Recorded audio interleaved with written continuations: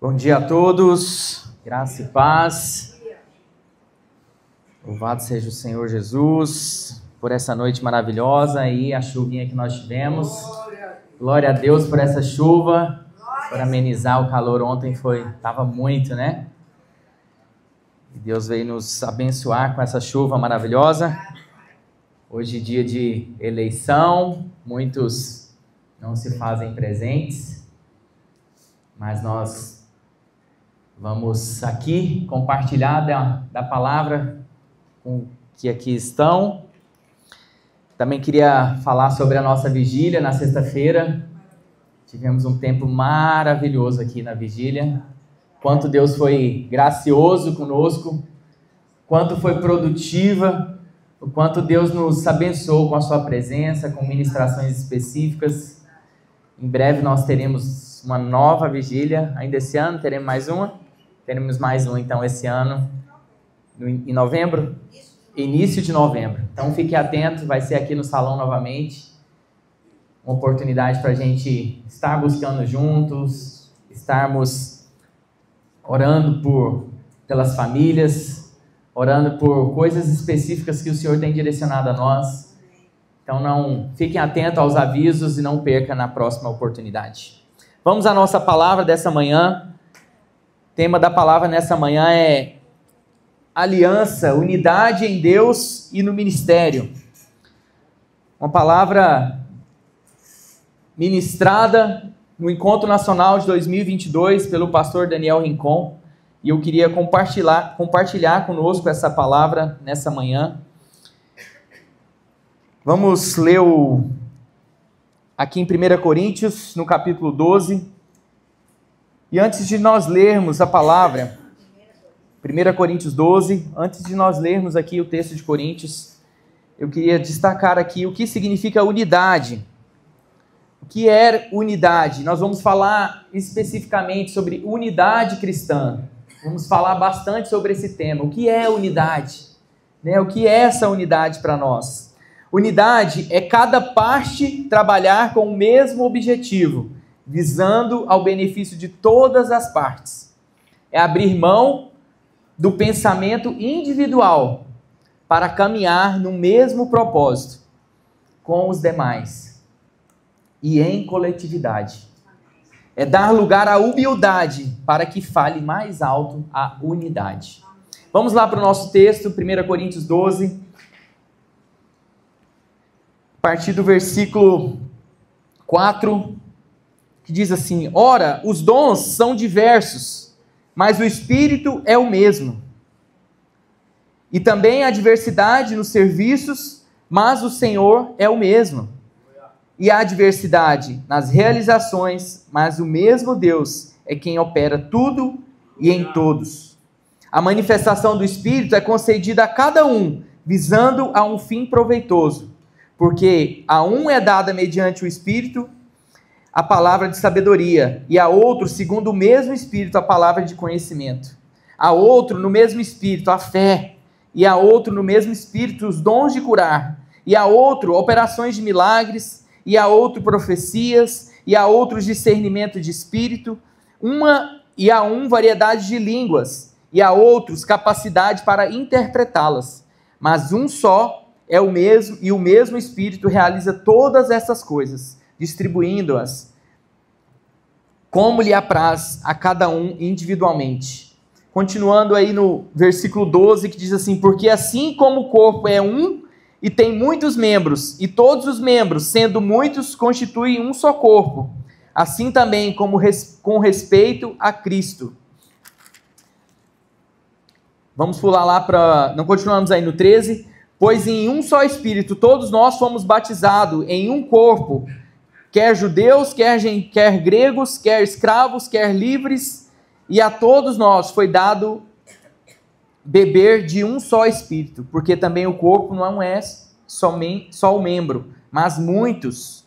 No versículo 18, mas Deus dispôs os membros, colocando cada um deles no corpo como lhe aprouve.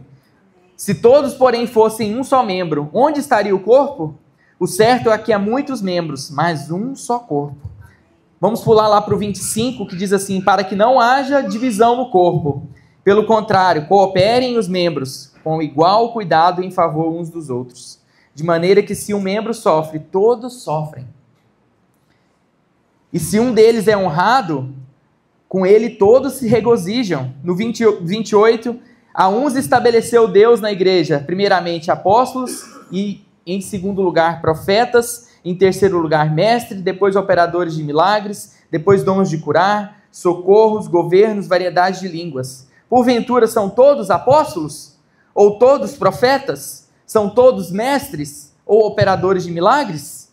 Têm todos dons de curar? Falam todos em outras línguas? Interpretam-nas todos?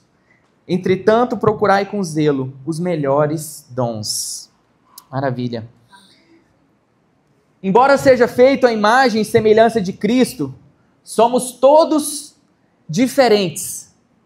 Veja o texto, decorrendo o texto, começa falando sobre os dons espirituais, falando sobre o corpo, sobre os membros.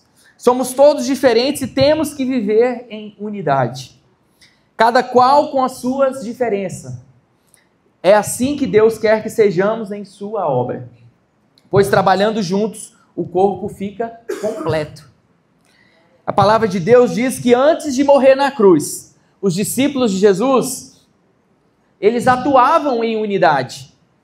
Eles eram diversos quanto ao físico, à personalidade, às profissões. No entanto, eles se juntavam e trabalhavam com o mesmo objetivo para Deus, que era anunciar o evangelho de Cristo. Ele também diz que Deus nos capacita com vários dons, mas o Espírito que se manifesta é o mesmo. Pode dar dom específico para um, para outro, mas é o mesmo Espírito que dá para um, é o mesmo Espírito que dá para outro. Por isso Deus nos fez diferentes, para que possamos completar e edificar uns aos outros na vida pessoal, nos relacionamentos, exercer compaixão, amor e solidariedade, sem julgamentos ou preconceitos, respeitando as diversidades do próximo e entendendo que todos somos chamados para uma boa obra. Por isso, a unidade cristã não implica necessariamente em uniformidade.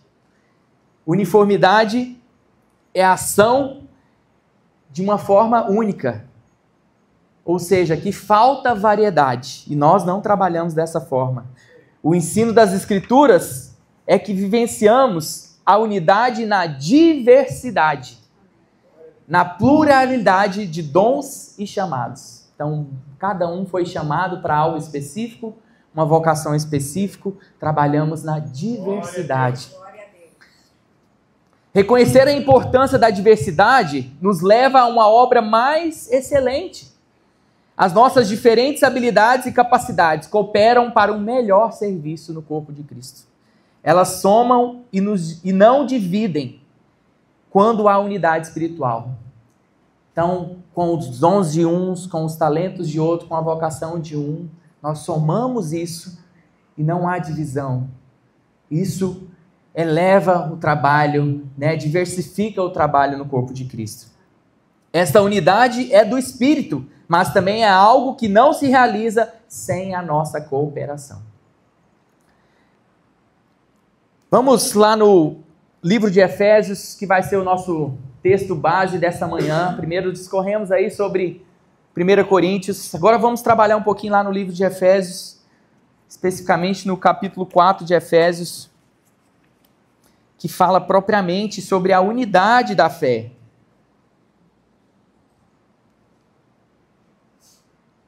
A partir do versículo 1 aí do capítulo 4 de Efésios, que diz assim: rogo-vos, pois eu, o prisioneiro no Senhor, que andeis de modo digno da vocação a que fostes chamados, com toda humildade e mansidão, com longanimidade, suportando-vos uns aos outros em amor, esforçando-vos diligentemente por preservar a unidade do Espírito no vínculo da paz. Há somente um corpo e um Espírito, como também fostes chamados, numa só esperança da vossa vocação. Há um só Senhor, uma só fé, um só batismo, um só Deus e Pai de todos, ao qual é sobre todos e age por meio de todos e está em todos nós. Nesse texto, há um apelo à fundamentação sobre a unidade do Senhor, a unidade da fé. Quando se mostra essa unidade divina e a unidade cristã, nós vamos discorrer sobre isso aqui nessa manhã, sobre essa unidade, o que é essa unidade divina, o que é essa unidade cristã, como nós aplicamos isso no nosso meio, no nosso corpo, que é o corpo da igreja, o corpo de Cristo Jesus. Então vamos destacar aqui 7 aspectos em cima desse texto aqui. O primeiro aspecto que está aí é a unidade do corpo, que diz um só corpo. Lá no versículo 4, há somente um corpo. A igreja, como corpo, é a unidade espiritual. É uma unidade espiritual, onde todos os nascidos de novo estão unidos em Cristo. Nós nascemos de novo e nós somos inseridos nesse corpo. Esta unidade tem que se manifestar na horizontal, também numa união onde judeus, gentios, homens e mulheres, escravos e livres são um em Cristo Jesus. Não há diferença, nós somos um. Isso é a unidade de Cristo, em um só corpo. Com isso em mente, devemos nos concentrar naquilo que nos une como igreja. E isso significa dizer que precisamos romper as barreiras étnicas, culturais, sociais, para vivermos para Jesus, sem distinção, sem barreiras. Gostamos muito de estar com aqueles que gostam das mesmas coisas que nós, não é isso? Nós gostamos, nós temos afinidades com uns, pouco menos com outros, nós gostamos de estar perto, gostamos de estar junto, e o grão é isso, é relacionamento, é comunhão, né, social, nós sempre estamos juntos, isso nos fortalece, isso nos ajuda a caminhar. E temos então aqueles que gostam das mesmas coisas que nós, mas muitas vezes nós nos afastamos daqueles que são contrários aos meus gostos. Não me identifico muito com fulano, porque a gente pensa diferente em algumas coisas, a gente não torce para o mesmo time, né? Um paralelo aqui, né? Para não dizer outra coisa. Né? Então, às vezes a gente não tem tanta afinidade assim, né? Um gosta de pescar, o outro gosta de jogar bola, né? Um gosta de instrumento, o outro gosta de ver filme. Diversidade, né? Muitas vezes supervalorizamos nossas habilidades e desvalorizamos as dos outros. Quando não há o entendimento de que somos um corpo, a diversidade vai acontecer o quê? Ela gerará uma divisão e não vai acontecer uma cooperação mútua, que é o propósito da unidade. Um corpo saudável é constituído por vários membros e órgãos que trabalham em harmonia. Cada membro desempenhando a sua função com excelência, coopera para o crescimento do corpo. Se algo não está bem em um órgão, isso provocará uma má disposição em todo o nosso organismo. As minhas atitudes e desempenhos individuais refletirão no coletivo. O meu relacionamento com os demais membros do corpo definirá a saúde dele do corpo. Então, é algo fácil de ilustrarmos, fácil de identificarmos. Né? Vamos tentar ilustrar mais um pouquinho aqui. Vamos imaginar que a gente tem um pé de manga na nossa frente, bonito, né? Carregado com aquelas mangas lindas. O que acontece com o corpo? O olho identifica a manga. A mão vai lá e pega. Ajuda a descascar, levar até a boca. Aí entra os dentes, a boca, a língua, a degustação. Como é que é o nome da palavra? Deglutição, né? Degustação, deglutição, tudo deglutição, né? E todo processo que entra em nosso organismo, o estômago absorve e aí continua o processo natural, né? Olha só, cada função do nosso corpo, cada membro do nosso corpo tem uma função. Imagina se o pé fosse lá e queresse pegar a manga, né? Imagina se a orelha fosse descascar a manga. né? Deus não criou a orelha para segurar, né? Deus criou a orelha e os olhos, ou qualquer outro membro, com a sua função específica. Mais uma história para nós. Conta-se uma história de uma reunião que houve entre as ferramentas de uma marcenaria. A lixa solicitou a exclusão do martelo, pois o mesmo ficava batendo em tudo e fazia muito barulho. O martelo concordou, mas disse que a lixa era muito áspera e grossa. O parafuso logo foi retrucando, pois foi acusado de ficar dando muitas voltas para chegar ao seu propósito. Logo então falaram da régua, que se achava certinha, que queria medir todas as coisas, que se julgava no direito de medir tudo. E no meio dessa discussão apareceu o senhor marceneiro, reuniu todas as ferramentas e com habilidade ele a utilizou e fez um lindo móvel maravilhoso e perfeito. Vamos para o nosso segundo aspecto. Unidade de espírito, um só espírito. O Espírito Santo é a terceira pessoa da Trindade divina. A unidade do Espírito é afirmada na unidade da Trindade. A Trindade é o melhor exemplo de unidade. O termo em si é uma combinação do prefixo tri, de Trindade, com a palavra unidade. E se refere ao fato de que Deus é tanto três quanto um. Pensa, na unidade dessa divindade há três pessoas. Deus é três, mas ao mesmo tempo Ele é um. Um só em substância, um só em poder, um só em eternidade. Ele é o Pai, Ele é o Filho, Ele é o Espírito. Deus é um só Espírito em nosso meio. Deus é sempre a comunhão das três divinas pessoas. Deus Pai nunca está sem o Deus Filho. E o Deus Espírito Santo nunca está só. Deus está sempre junto. Quando oramos a Deus, estamos orando a Jesus Cristo e ao Espírito Santo. A igreja é composta por pessoas, mas a sua dinâmica é espiritual, é espírito. Nós buscamos o Espírito Santo, nós buscamos a presença de Deus.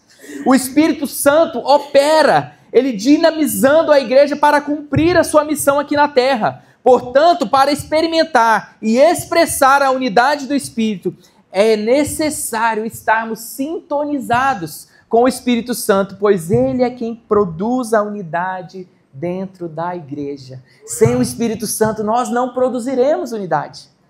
Nós dependemos dele, dependemos dessa conexão diretamente com o Espírito Santo. Não é difícil perceber quando a obra é do Espírito ou da carne. A gente é perceptível quando isso acontece. Os resultados falam por si só. Não há como dissimular. É a obra do Espírito que garante a unidade. São as obras da carne que geram a divisão.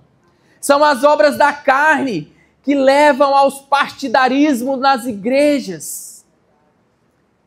E a gente vê muito isso. Quanto tem se acontecido isso nas igrejas, essas divisões, usados-se os púlpitos para colocar partidarismo. E não é só de política. Aqui a gente pode entrar em diversos tópicos que têm causado divisões nas igrejas. Sobre família, sobre casamento, sobre filhos, sobre questão de gênero, política, raças, tantas outras coisas que têm causado divisões. Onde o Espírito opera, não há espaço para sentimentos de dissensões e divisões. Podemos até discordar de um ou de outro, mas dividir, jamais. Jamais. O Espírito Santo, ele faz o papel de nos unificar, ele é o unificador, ele nos liga a todos e nos faz ser um. Um só Espírito, um só propósito, que é o nosso próximo aspecto. Unidade de propósito em uma só esperança. A esperança nasce da vocação de Deus para nós. A nossa fé baseia-se na esperança. Quando Deus nos chamou para a salvação, tornou-se possível nosso futuro em Cristo. A obra redentora de Cristo proporcionou a esperança da glória. A relação ao presente indica que estamos aceitando a obra de Cristo em nossos corações. nós confirmamos isso, cancelando os nossos pecados, pela obra generosa que Deus tem feito em nossas vidas, em nosso meio. E a relação com o futuro está na esperança que aponta para a volta de Cristo Jesus. Essa é a nossa esperança, a redenção plena da igreja, a volta de Jesus que tanto ansiamos, que tanto almejamos. Esse é o nosso objetivo final, mas a nossa caminhada e o nosso trabalho aqui na terra precisam ser relevantes. Nós não podemos ficar simplesmente sentados e aguardando esse dia chegar. Nós temos que ser persistentes, relevantes. Precisamos crescer, precisamos frutificar, precisamos brilhar e sermos instrumentos que reflitam a glória de Deus a este mundo. A palavra de Deus ensina que não é relevante ser judeu ou gentil, homem ou mulher, escravo ou livre.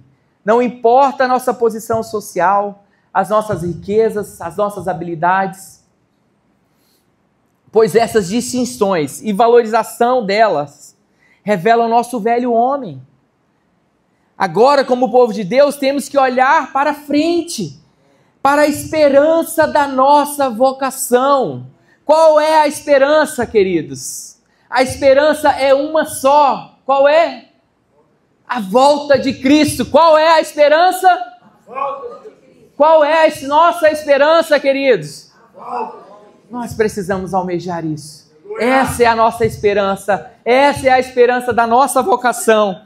O quarto aspecto, unidade de autoridade, um só Senhor. Quem é o Senhor da igreja? Jesus. Quem é o Senhor da igreja?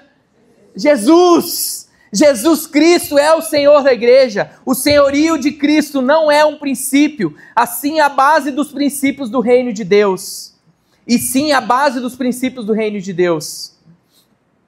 Jesus é o Senhor absoluto de todas as coisas, inclusive das nossas vidas. Toda a autoridade da igreja está na pessoa de Jesus Cristo. O senhorio de Cristo é sobre todos, sem exceção. Quando nos desvinculamos ou saímos da subordinação do Senhor, colocamos um outro Senhor nesse lugar, que não é Jesus Cristo.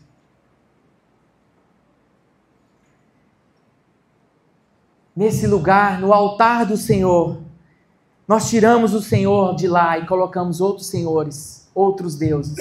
E quando nós cometemos isso, quando nós fazemos isso, nós cometemos um adultério espiritual. E nós estamos caminhando para a morte. A morte espiritual. Não há como recebermos a Jesus, trocarmos de reino, porque quando nós estávamos no velho homem, nós vivíamos em outro reino. E agora, aceitando a Jesus, somos nova criatura e entramos para o reino dos céus, o reino de Cristo. Então não há como nós recebermos a Deus, Jesus, e trocarmos de reino, entrarmos em um novo reino, o reino da luz, e vivermos em constante rebelião aos princípios desse novo reino, o reino da luz.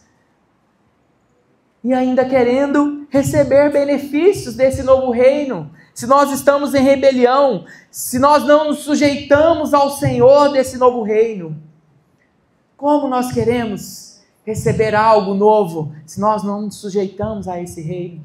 Se não nós nos sujeitamos ao senhorio de Jesus Cristo, que é o único que pode estar sentado no trono, o único que pode nos governar.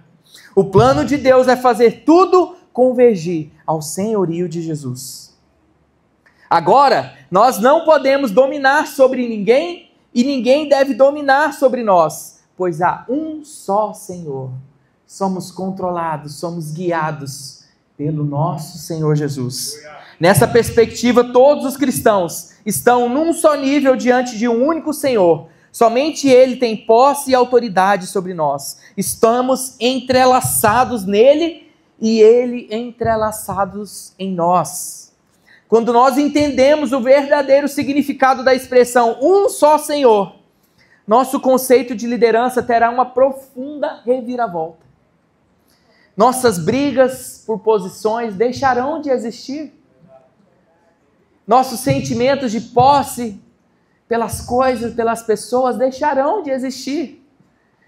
Será extinto. Quando esse dia chegar, nada mais importará, exceto o viver para a glória de Jesus. E é isso que nós almejamos, viver esse senhorio, um só Senhor. Quinto aspecto, unidade da fé, uma só fé.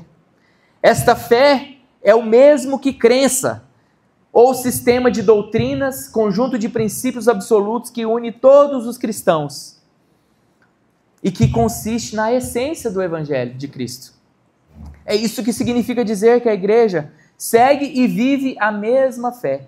Existe fé para a salvação, fé como fruto do Espírito Santo, fé como dom sobrenatural e fé como esta que diz respeito ao que cremos. A igreja de Cristo segue e obedece uma só fé. Não é cada um para um lado, nós obedecemos a mesma fé, nós cremos na mesma fé, ou seja, um conjunto de princípios divinos. Esta fé está fundamentada em Cristo e na sua palavra. Nossas opiniões pessoais, sentimentos que podem nos dividir, convergem em Deus e sua palavra.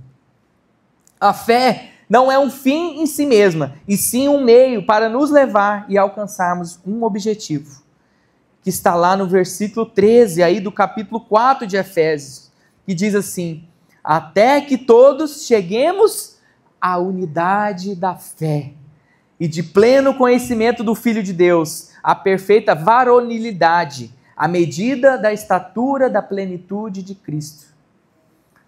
Vamos buscar isso em uma só fé, essa unidade da fé. Mais um aspecto para nós, um só batismo, que está aí também no versículo 4. Aliás, no versículo 5. Um só Senhor, uma só fé, um só batismo. Batismo significa imergir, mergulhar. Refere-se ao ato de imergir algo ou alguma coisa, mergulhar algo, colocar algo dentro. Fomos imersos, colocados, mergulhados no mesmo corpo. Esse batismo é o sinal físico e simbólico da nossa entrada no corpo de Cristo.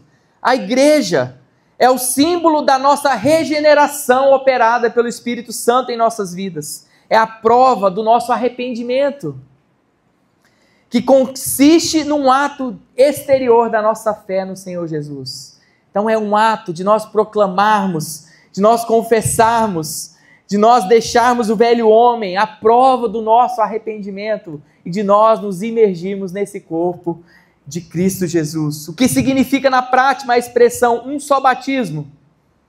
Quando alguém recebe Jesus como Salvador, o próximo passo é confessar publicamente a sua fé através do batismo, como um ato de entrada na vida da igreja, como o corpo de Cristo. Se você não fez isso ainda, querido, se você já proclamou a sua fé, se você já aceitou Jesus e ainda não efetuou, não proclamou o seu batismo, faça isso o mais rápido possível. Declare isso perante os homens e participe por completo da vida do corpo de Cristo, a vida da igreja. Morremos para nós e passamos a viver para Deus. Não é mais a minha vontade ou a vontade de outro que prevalece, mas sim a vontade de Deus. Estamos inseridos nesse corpo que é indivisível e passamos a fazer parte da sua natureza. O sétimo aspecto e último aspecto, unidade familiar, um só Deus e Pai de todos. Deus é soberano. Deus é a fonte fundamental da unidade espiritual. Nesse texto aí que nós lemos de Efésios, especificamente aí no versículo 4 até o versículo 6, nos revela que Deus está acima de tudo e de todos. Não há outro como o Senhor, não há outro que se compara ao Senhor. Existem reis, Ele é o Rei dos reis. Existem Deus, Ele é o Deus superior, o Deus soberano, o Deus magnífico, o Deus a quem nós exaltamos, o Deus a quem nós glorificamos. Ele é o Senhor dos senhores, Ele é o Rei dos reis, o Todo-Poderoso, está acima de tudo e de todas as coisas. Lá em Romanos 11:36 que diz, pois todas as coisas foram criadas por Ele e tudo existe por meio dele e para ele. Tudo para ele. Tudo foi criado para ele. A ele a glória para sempre. Toda a glória a ele para sempre. Deus age por meio de todos, protegendo e provendo nossas necessidades. É o Pai que sabe dar boas dádivas aos seus filhos. É a autoridade de onde flui tudo o que nós necessitamos. Deus habita em nós, dinamizando-nos com a sua presença contínua. Jesus é o Emanuel que escolheu habitar no meio do seu povo. Este Deus é Pai e quer ter comunhão conosco, comunhão com seus filhos, quer nos envolver em seu amor. Vejamos no princípio, Adão e Eva lá no jardim do Éden. Adão convivia naturalmente com Deus e com todos os seus atributos, com todos os atributos que Deus manifestava ali. A santidade do Senhor, não havia medo, não havia temor. Deus o Pai era um com o homem e a mulher. Havia um relacionamento transparente e feliz. Não tinha falta de nada. Até que o pecado quebrou essa unidade. Adão tinha liberdade, ele era livre para se comunicar diretamente com o Senhor, vivenciar a sua santidade, e o pecado veio e quebrou essa unidade. Então Adão lança a culpa sobre a sua companheira, como todos conhecem, e estes se escondem do Senhor. O homem agora tem vergonha da sua nudez e tem medo de Deus. Olha como chegou. Não tinha vergonha, não tinha medo, e após o pecado tudo isso acontece. Então Deus vem para nos resgatar e restaurar a comunhão conosco. Faz uma aliança de amor com o ser humano, permitindo seu próprio filho ser exposto à vergonha, à humilhação e morte. Morte de cruz, para nos salvar, para morrer em nosso lugar, pelo nosso pecado. Esse Deus único quer relacionar-se conosco como um pai. Somos filhos do mesmo Pai, somos todos irmãos, somos membros da mesma família e nessa família todos somos iguais. Temos os mesmos direitos e deveres. Sabe o diabo? Ele quer destruir a família. Ele quer romper com isso, ele quer quebrar esses laços, ele quer quebrar esses vínculos, ele quer destruir isso que o Senhor criou. Ele quer promover as disputas, os partidarismos. Esse é o papel do diabo, quebrar essa unidade, porque quando entra o pecado, aí não habita a unidade, porque aonde há o pecado, o Espírito Santo não habita. O Espírito Santo não faz o elo entre nós e Deus.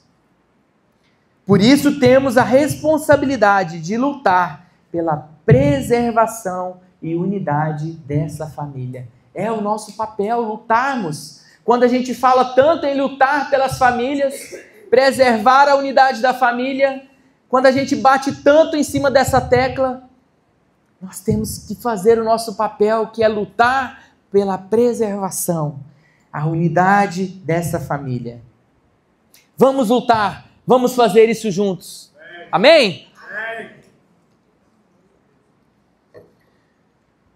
E aí eu fecho os aspectos sobre a unidade. Vamos discorrer mais um pouquinho aqui a palavra falando sobre isso. Fomos chamados a preservar a unidade do Espírito.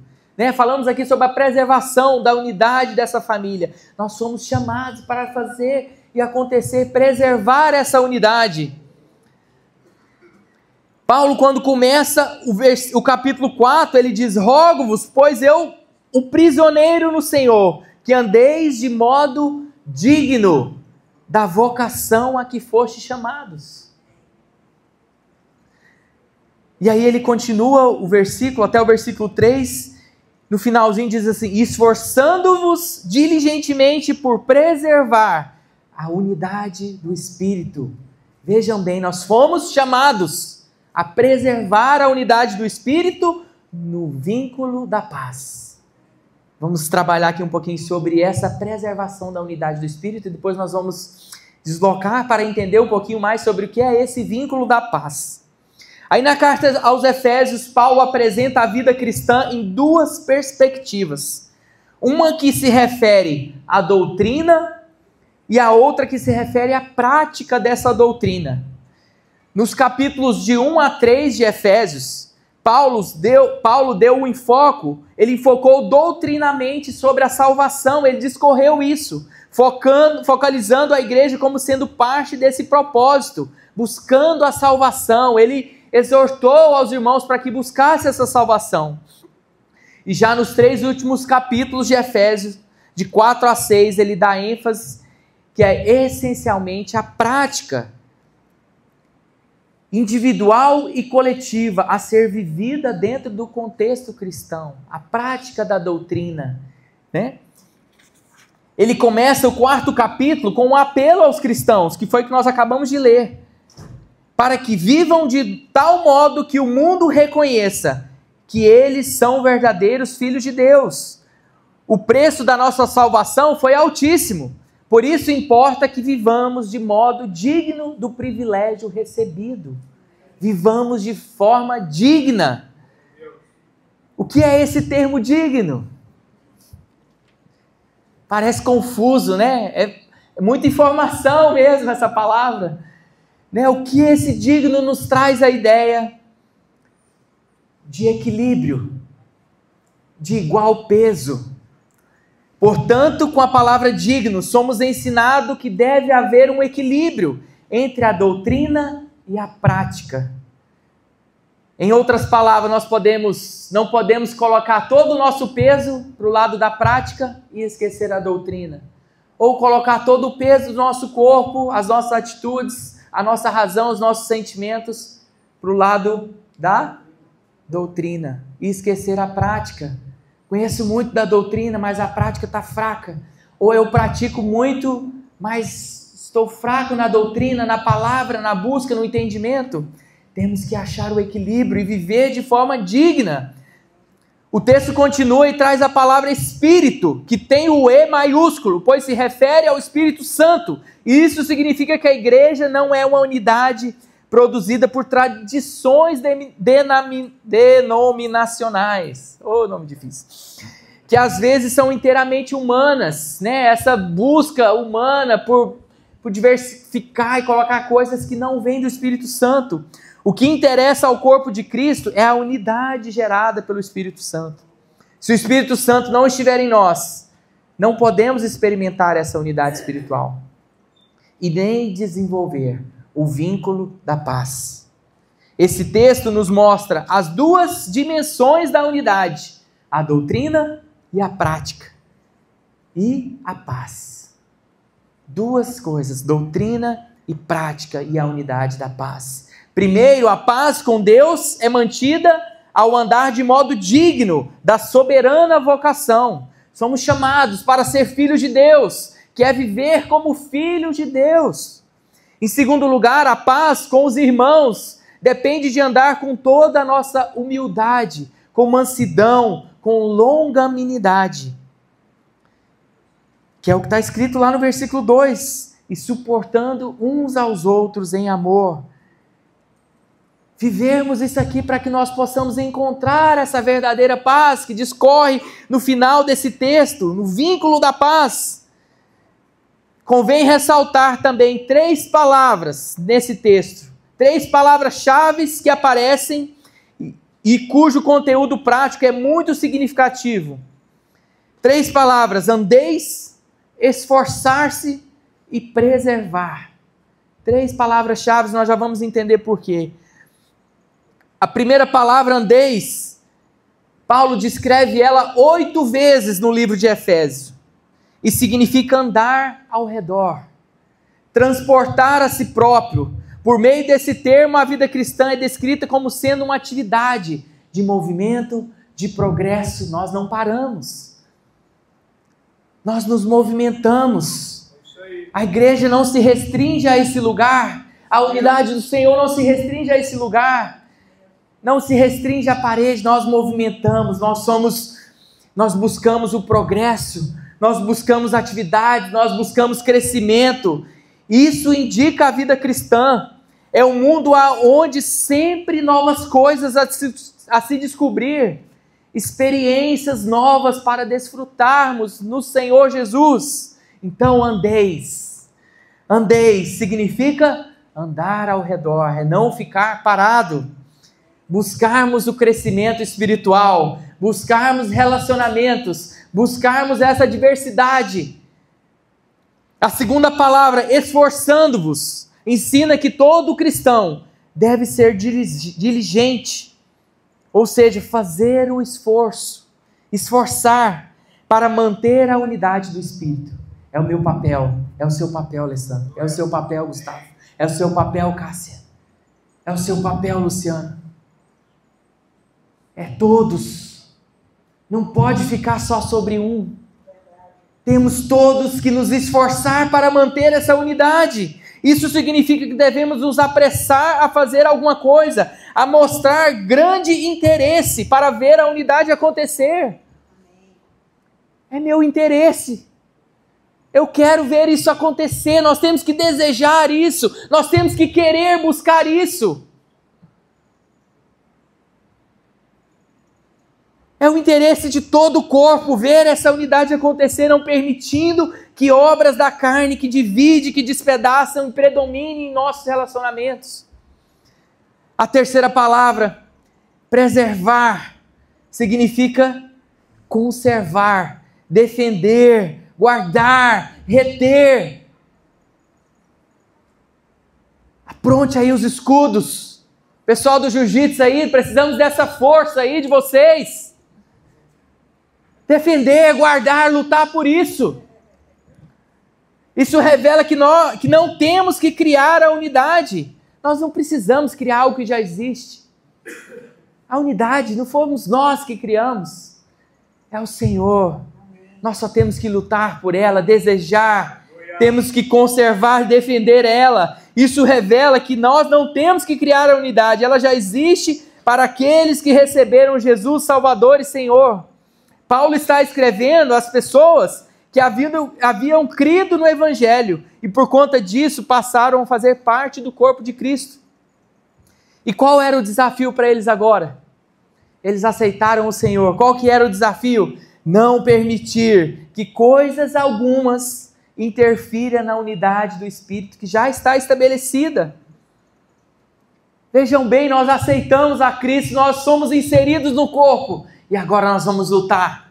Agora nós vamos empunhar lá os nossos escudos, as nossas espadas. Vamos pegar a Bíblia e vamos lutar juntos. Nós vamos manter esse elo com o Espírito Santo para que Ele esteja sempre em nosso meio. Sempre no meio dos louvores. Vivo no meio das palavras. Nós queremos isso. Amém? Amém. Vamos juntos fazer isso. Nós queremos isso. Nós queremos preservar isso. É a nossa responsabilidade. Diante de Deus, preservar isso, manter, defender a unidade do Espírito. A dignidade da vida cristã implica em vivermos a unidade desse Espírito. De equilibrar a conduta com a palavra de Deus. É ter o peso igual. É equilibrar, como eu disse, a doutrina e a prática. Esta é a base para esforçarmos, sermos diligentes e investir tempo e energia para vermos a unidade como realidade em nossos relacionamentos e projetos, a fim de que expressemos a verdadeira conversão. Esse é o nosso papel. Como é essa natureza da verdadeira unidade? Como a gente pode descobrir e implantar isso no meio da igreja? Como é essa natureza? Como ela surge? Alguns pensam que essa unidade, a natureza dessa unidade é simplesmente estarmos orando e trabalhando juntos, que nós chegaremos a essa unidade. Mas eu acho que não é bem assim. Primeiro vem o ensino, a doutrina. Depois vem a comunhão, para que nós cheguemos a essa unidade. Quando a Bíblia trata do tema unidade, não se refere a nossas amizades, a nossa comunhão, nem tampouco diz respeito apenas em termos objetivos comuns. Qualquer prática que pare somente nesse nível dos relacionamentos, da comunhão, da amizade, torna-se algo superficial, algo vago, que não é a unidade do Senhor. Antes, porém, precisamos entender claramente a doutrina do Senhor, a sã doutrina, pois a conduta é sempre o resultado dela. Ou seja, o comportamento cristão é um subproduto da aplicação da verdade e do ensino já estabelecido. É por isso que Paulo começa o tema da unidade à luz do que abordara nos 3 capítulos anteriores. Como prisioneiros de Cristo, rogo-lhes que vivam de maneira digna da vocação que receberam. Vocês receberam essa vocação e nós vamos lutar e perseverar por ela. A unidade espiritual não é mecânica, é algo orgânico e vital que flui de dentro para fora do cristão, pelo Espírito Santo. E nessa perspectiva, precisamos do Espírito Santo para gerar em nós a unidade, como para nos levar a experimentá-la ou colocá-la em prática. Portanto, é imprescindível que o Espírito Santo esteja operando em nós. Se o Espírito Santo não está em nós, nós não vamos experimentar essa verdadeira unidade. E para clarear um pouquinho mais, o Espírito Santo tem que habitar em mim, tem que habitar em você. Ambos temos que reconhecer a unidade do Espírito Santo um no outro. Se o Espírito Santo não habitar em mim, eu não posso ter parte com o meu irmão que tem o Espírito Santo. Se o Espírito Santo não habita no meu irmão e habita em mim, meu irmão não pode ter parte comigo. Porque aonde o Espírito Santo está, aí há a unidade do Senhor. Aí há a unidade espiritual. Só existe unidade onde há o domínio do Espírito Santo em todos. O propósito de Deus sempre foi de unificar o seu povo. Por isso temos de nos esforçar, como eu disse, para esse propósito divino estar expresso no que somos e fazemos. Tem que estar expresso. Tem que ser nítido, tem que ser notável em nossas atitudes, em nossos corações, em nossos relacionamentos, em nossa comunhão diária lá fora, aonde nós estivermos, o Espírito Santo tem que habitar em nós. E agora vamos lá para a questão do vínculo da paz. O que é essa questão do vínculo da paz? A palavra paz significa eirene no grego. Geralmente traduzia a essência dos relacionamentos saudáveis entre 2 ou mais indivíduos. Nós vemos muito hoje pastores, educadores cristãos, que para manter e defender a unidade do Espírito devem fundamentar-se no vínculo da paz. E o termo vínculo significa algo atado. A unidade do Espírito está entrelaçada como a paz, como fruto do Espírito. Na prática, a paz de Cristo deve atuar como uma corda que amarra os nossos corações e unifica. Não tem como separar, estamos unificados. Unifica as nossas vidas em torno da pessoa de Jesus, que é o centro de tudo. Então, já que a unidade do Espírito é a unidade da igreja, a paz de Cristo deve ser o elo que nos une. Se não existe a marca da unidade do Espírito pelo vínculo da paz, estamos separados de Cristo, pois a unidade é espiritual e deve se manifestar na igreja através dos relacionamentos e de seus membros. A paz como fruto do Espírito é o oposto de ódio, de contenda, dissensões. Paz é o espírito de uma pessoa estar completamente tomado pela presença do Senhor. Quando estamos em paz, nós somos tardios em irritar-se, somos tardios em irar-se, nós não temos ódio no coração, nós não gritamos com as nossas crianças. A paz interior, a paz do Espírito Santo está em nós. Nós dirigimos tranquilamente, tomamos uma fechada no trânsito e abençoamos. Vai em paz. Precisa dessa paz aí, gente? Isso foi só para vocês se despertarem um pouquinho. Vai em paz. A paz é o oposto de ódio, gente. De contenda, de dissensões. Precisamos que o Espírito Santo habite completamente em nós, para que nós possamos provar dessa verdadeira paz. Não é uma pessoa melindrosa. Quando nós temos paz de espírito, não somos melindrosos. Nós não exaltamos com facilidade, com uma atitude de serenidade, de calma e força. Uma atitude positiva e que reage ao ataque de outro com bom ânimo, tranquilidade e grande quietude de espírito. Isso é paz. Isso é verdadeira paz. Nos cabe aqui uma pergunta: estamos realizando no reino de Deus essa paz? Estamos atados, entrelaçados para promover essa unidade do Espírito? Temos vivido em paz com os nossos relacionamentos, com os nossos irmãos? Ou temos estado com os nossos relacionamentos quebrados? Os relacionamentos de marido e esposa, de pais e filhos, com nossos irmãos, com as nossas disputas, seja aqui dentro ou seja lá fora. E às vezes a gente pensa assim que é só, estamos falando de relacionamento, estamos pensando só aqui dentro, né? Não, mas eu convivo bem demais com todos aqui, eu não tenho problema com ninguém. E não é só aqui. Não é só aqui. É em todos os momentos, é em todos os nossos relacionamentos.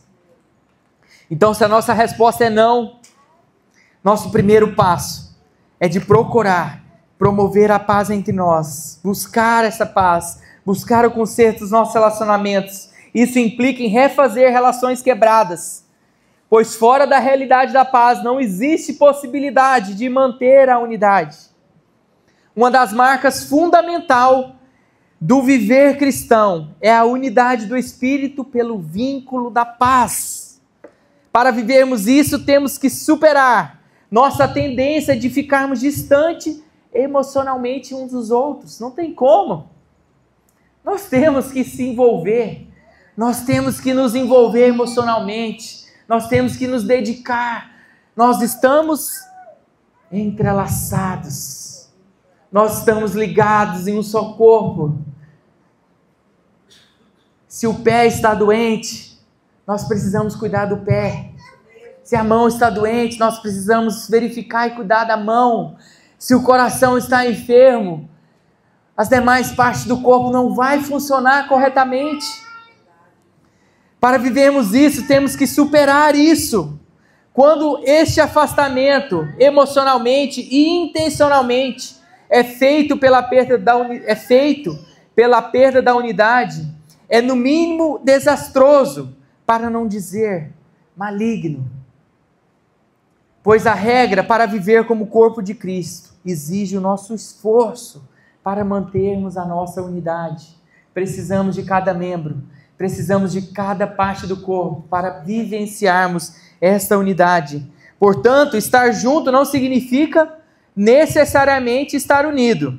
Podemos estar reunidos numa assembleia, mas separados de ideias e nos propósitos comuns. Sabemos que a unidade doutrinária é um dos elementos que contribui para a unidade da igreja. Porém, não basta mantermos a unidade doutrinária nos pontos vitais da fé, sem contudo estarmos dispostos a amar e buscar o consenso nas questões secundárias, declinando quando necessário das nossas preferências, das nossas opiniões pessoais, em favor da harmonia em nós, a harmonia de todos.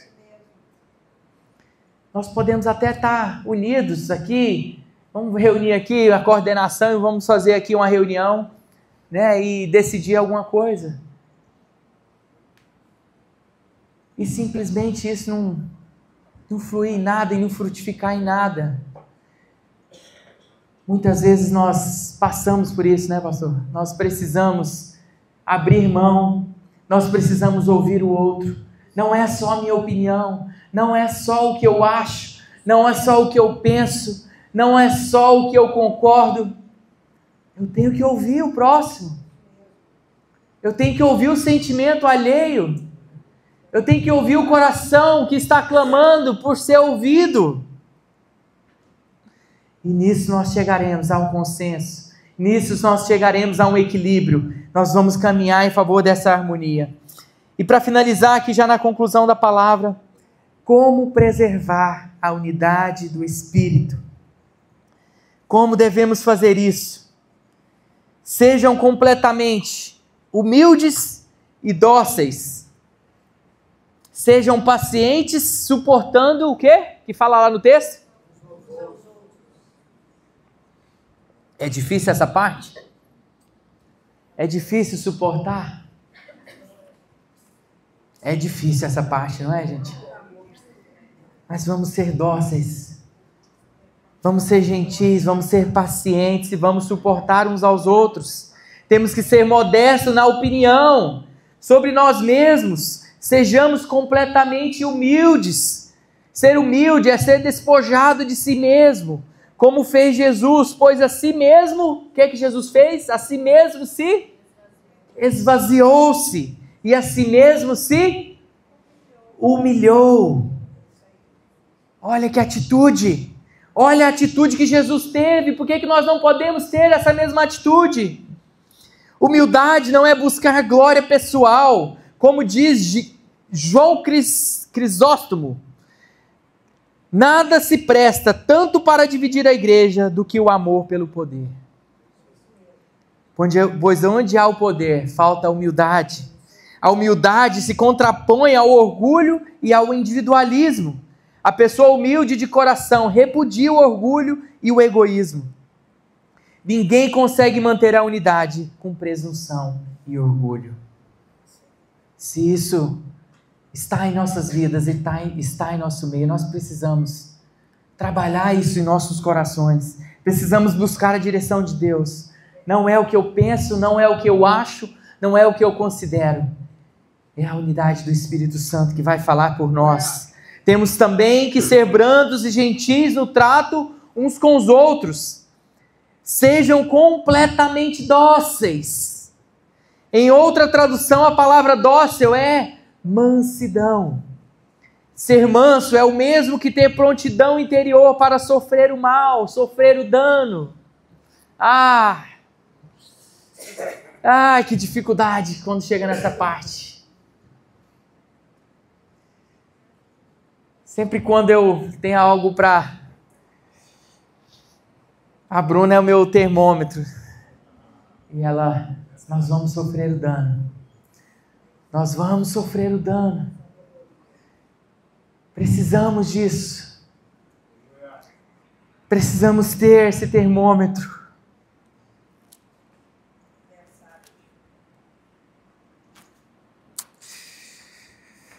Ser manso é o mesmo que ter prontidão interior para sofrer o mal, sofrer o dano sem devolver na mesma moeda ou retaliação. A mansidão não pode ser confundida com uma atitude covarde. O inverso de mansidão é exasperação. A verdadeira mansidão não discute, nem teima, mas age com brandura nas horas de conflito.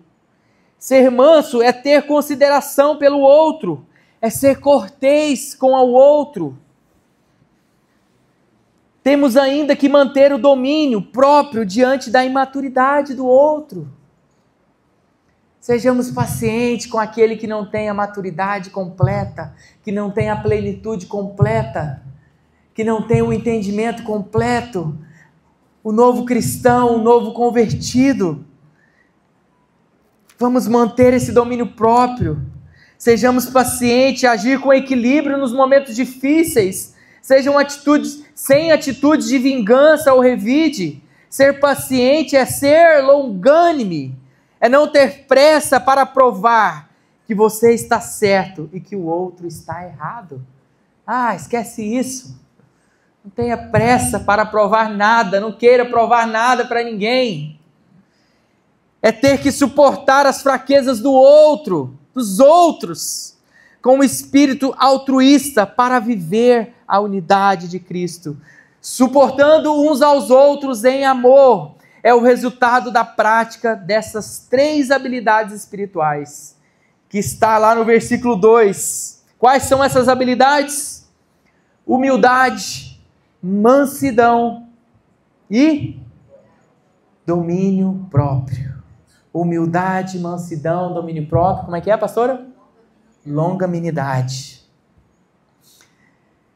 Suportar vai além da paciência conformada ante a impossibilidade de transformar o comportamento de alguém ou situação pelo qual passamos. Essa palavra se refere mais objetivamente em levar as cargas uns dos outros, ou seja, compartilhar a esperança com aquele que a perdeu. É a disposição altruísta que deseja para os outros aquilo que se quer para si próprio.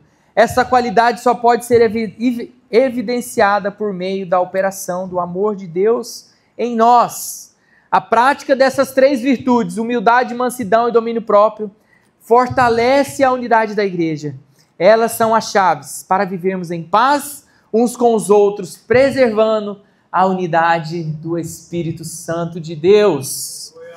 Se você tem alguma dificuldade no entendimento dessa palavra, comece colocando em prática a humildade, a mansidão e o domínio próprio, para que o Senhor te leve ao entendimento por completo desse papel em nós, desse papel do corpo de Cristo, o papel de cada membro, o papel da vocação para a qual nós fomos chamados.